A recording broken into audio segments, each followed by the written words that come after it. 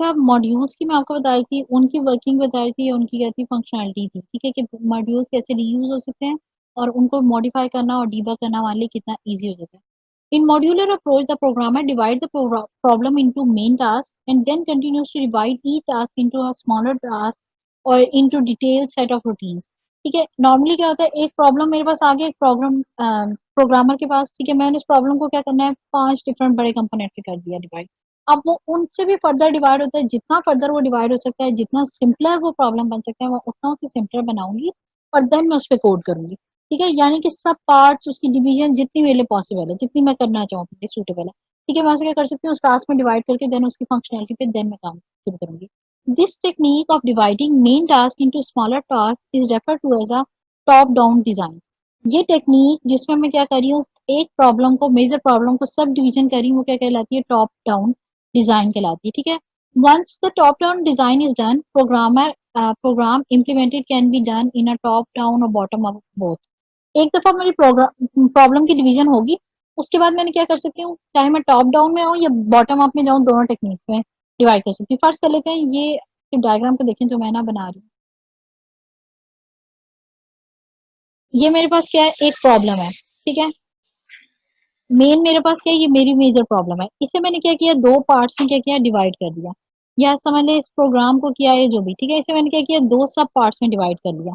अब ये ना सिर्फ दो सब पार्ट में डिवाइड होकर मेरे लिए ईजी हो गई है, इस पे कोड करने का काम भी हो गया। हो सकता है इनके भी फर्दर डिवीजन हो सकती है, लाइक मैंने इसको भी फर्दर क्या किया, डिवाइड कर दिया, इसके भी दो ब्लॉक्स बन गए, इसके फर्दर दो ब्लॉक्स बन गए। ठीक है, ये मेरे पास क्या हुआ है, फर्दर डिवीजन में आ गए, या मेरे पास क्या है, इसके पार्ट्स हो गए।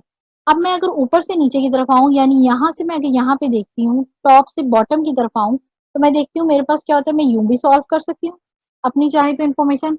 बेस्ट मेरे पास काम ये है कि मैं इसे क्या करूँ, बॉटम टू अप जाऊं, पहले इस प्रॉब्लम को सॉल्व करूँ, छोटी सी एक इस प्रॉब्लम को सॉल्व करूँ, देन मैं इस प्रॉब्लम को सॉल्व करूँ, इसको एंड देन इसको। जब मेरे पास ये चारों सॉल्व हो जाएंगी, देन मैं इन दोनों को कंबाइन करके ये वाली यहाँ पे ले जाऊंगी, इसको सॉल्व करूंगी। ठीक है, तो वो क्या है, मैं चाहे तो टॉप डाउन करूं या बॉटम डाउन, बॉटम अप करूं, दोनों सिचुएशन में क्या होगा, मेरे पास क्या हो रही होगी, मेरी प्रॉब्लम सॉल्व हो रही होगी। तो ये आपकी क्या होती है, एक बेसिक अप्रोच है, आप इन दोनों साइड से क्या कर सकते हो, चल सकते हो। With top down implementation the higher level modules can be coded and tested, after this the lower level detail can be coded और टेस्टेड। एक तो तरीका ये है कि टॉप डाउन में क्या होता है, सबसे ऊपर मैंने जो अपने बड़ा पीस बनाया था, ये बड़ी प्रॉब्लम थी, मेजर प्रॉब्लम थी, मैं उसे सॉल्व कर लेती हूँ, ठीक है, और उसको टेस्ट करती हूँ और इम्प्लीमेंट करती हूँ, देन मैं आके उसकी तरफ देखती हूँ कि जो छोटी छोटी मेरी उसमें डिटेल्स थी, या जो उसके सब पार्ट से आया कि वो क्लियर थे कि नहीं। यानी कि मैं एक व्हाट्सएप का पूरा कोड कर लूँ, उसके बाद मैं आके देखूँ उसका जो कॉल का मॉड्यूल था वो बेटर सही चल रहा है कि नहीं, फिर उसके बाद मैं दूसरे वाले मॉड्यूल को देखूँ, स्टेटस के मॉड्यूल को, वो सही चल रहा है कि नहीं, फिर तीसरा आपके चैट का मॉड्यूल था उसे आके चेक करूँ।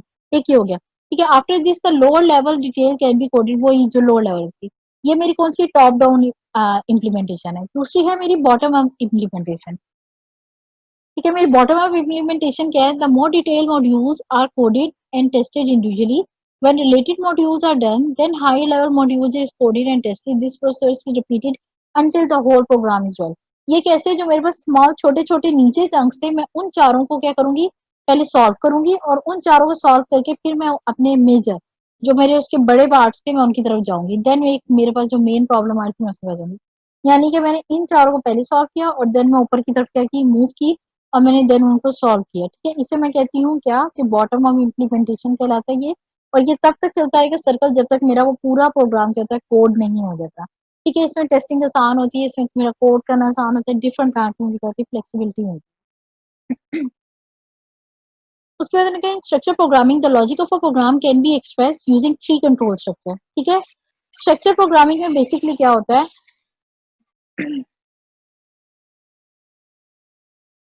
स्ट्रक्चर प्रोग्रामिंग में हम क्या कर रहे थे कि अपनी जितने भी होते हैं प्रोग्राम को, उसे यूज करने के लिए तीन लॉजिकल हम ना फंक्शन यूज कर रहे होते हैं। ठीक है, एक तो ये कि लॉजिक ऑफ प्रोग्राम क्या होती है, लॉजिक ऑफ प्रोग्राम लाइक इसको मैं कैसे आपको एग्जांपल दे सकती हूँ।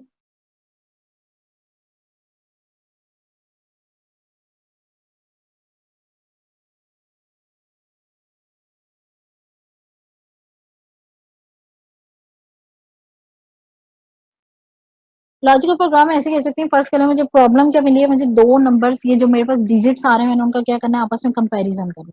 क्या है कि कौन सा बड़ा है और कौन सा छोटा है। अब उस दौरान जो मैं टूल वो सिंबल यूज़ करी थी वो मेरे पास क्या होता है, ये ग्रेटर देन का सॉरी मेरे पास क्या होता है, ये सिंबल होता है ग्रेटर देन या लेस देन का, ठीक है। ये असल में कहलाता है लॉजिकल ऑपरेटर, ठीक है। ये हमारा क्या होता है, लॉजिकल ऑपरेटर होता है। जब मैंने 5 मैं जब मैंने ये लिखना है क्या है कि 5 इज़ ठीक है ग्रेटर देन 3, ये मेरी क्या लॉजिकल प्रॉब्लम है। इसको सॉल्व करने के लिए जो मैं अपना सिनेरियो बनाऊंगी, इफ की कंडीशन लगाऊंगी, या जो हम वो बात कर रहे थे कि greater than 5 is greater than 3 और वगैरह, तो ये काम करो, ट्रू होता है, और अगर फॉल्स होता है तो ये काम करो। वो मेरे लिए बेसिकली कहलाती है प्रोग्राम की लॉजिक, ठीक है, उसे हम लॉजिक कह रहे होते हैं। Logic can be express using 3 control structure, 3 तरह के कंट्रोल स्ट्रक्चर होंगे उस लॉजिक को एक्सप्रेस करने के लिए, वो हम अभी पढ़ेंगे। Where each structure has a single entry point and a single exit point, these control structures are as। तीन हमारे पास कंट्रोल स्ट्रक्चर है, उन तीनों की क्या होते हैं, सिंगल एंट्री पॉइंट होगा, सिंगल एग्जिट होगा, यानी कि मेरे पास उसमें डेटा इंटर करने का एक तरीका होगा, ठीक है। ये मेरा फर्ज कर लीजिए, ये मेरे पास क्या है, कंट्रोल स्ट्रक्चर है। इसमें जो डेटा इंटर किया वो मेरे पास एक तरीका था, उसके बाद जो उसका एग्जिट था वो उस कंट्रोल से निकला, तो वो भी क्या था, एक एग्जिट था। यानी इनपुट डालने का एक तरीका और एक ही तरीके से मुझे क्या थी, उसकी आउटपुट लेनी थी। पहले स्ट्रक्चर है हमारे पास सीक्वेंटल, दूसरा है कंडीशनल और सिलेक्शन स्ट्रक्चर, तीसरा इटरेटिव और रिपीटेटिव स्ट्रक्चर। आपको याद हो तो हमने मेरे ख्याल में सेकंड लेक्चर में ये थोड़ा सा डिस्कस भी किया हुआ और पढ़ा हुआ भी है, जिसमें हमने कंट्रोल स्ट्रक्चर्स को थोड़ा सा डिस्कस किया था। सीक्वेंटल में क्या था, टॉप से स्टार्ट होकर बॉटम तक की तमाम इंस्ट्रक्शन को एग्जीक्यूट करता था वो एक टाइम पे, ठीक है। और कंडीशनल में क्या था कि वो चेक करता था कि आया कि ये बात सच होती है तो मुझे अपनी राइट हैंड वाली सॉल्व करनी है, अगर गलत होती है तो मुझे लेफ्ट हैंड वाली करनी है, या फिर वाइस वर्सा, ठीक है। इनमें से क्या करनी है, अपनी वो प्रॉब्लम सॉल्व करनी है। आइटरेटिव क्या था, मैंने उसे बता देती थी कि जब तक ये कंडीशन ट्रू है यही काम बार बार करते रहो, ठीक है। या फिर मैं सिंपल कह दी थी कि ठीक है इस काम को 100 टाइम आपने रिपीट करना है, तो वो क्या होता था, आइटरेटिव या रेपिटेटिव स्ट्रक्चर मेरा बन जाता था। The Pascal is the first structure programming language, it was developed in 1971 by the Niklaus Wirth. अच्छा ये एक हिस्ट्री का थोड़ा सा था, ठीक है, कि पास्कल जो थी हमारी फर्स्ट हमारी प्रोग्रामिंग लैंग्वेज थी। डिफरेंट ना तरीके की हमारे पास प्रोग्रामिंग लैंग्वेजेस है। मोस्ट कॉमन आपने सी या सी प्लस प्लस या ऊप सुने थे, या जावा, ठीक है, जो आजकल रेलिवेंट है। पास्कल जो थी ये फर्स्टली डेवलप की गई थी जो स्ट्रक्चर प्रोग्रामिंग को इम्प्लीमेंट कर सकती थी, ठीक है। और वो 1971 में की थी, ठीक है, इस बंदे ने। It was design for teaching structure programming to the student in college and universities.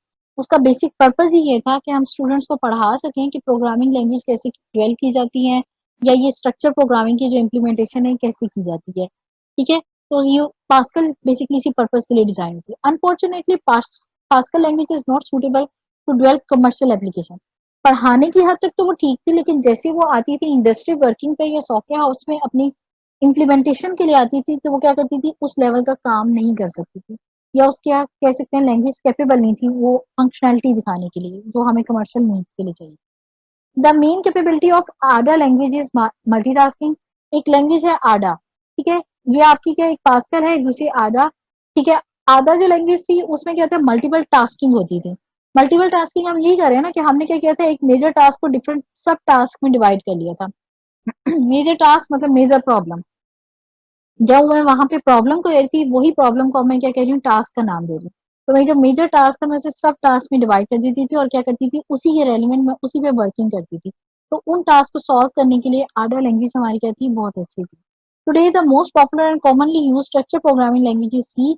आजकल के जमाने में, बल्कि समझ ले 90s से जब हम लोग पैदा हुए थे तब से ही ये लैंग्वेज जो सबसे टॉप पे जा रही है वो सी लैंग्वेज आ रही है, जो बेस्ट कंसीडर की जाती है अब स्ट्रक्चर प्रोग्रामिंग को इम्प्लीमेंट करने के लिए या उसकी फंक्शनैलिटी को डील करने के लिए।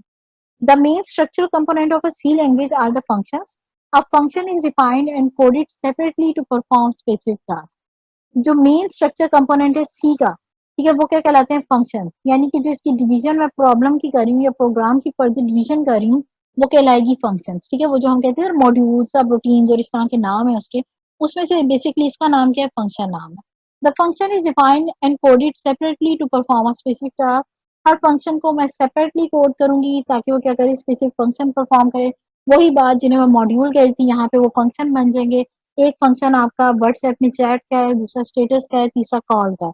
ठीक है, और अगर मैं उस फंक्शन को चैट वाले को अलग कोड करूँगी, ठीक है, फिर मैं उसका अलग स्पेसिफिकेशन चेक करूँगी, उसके टास्क अलग डिफाइन होंगे। कॉल के फंक्शन को उसके मैं अलग कोड करूँगी, उसको अलग डिफाइन करूँगी।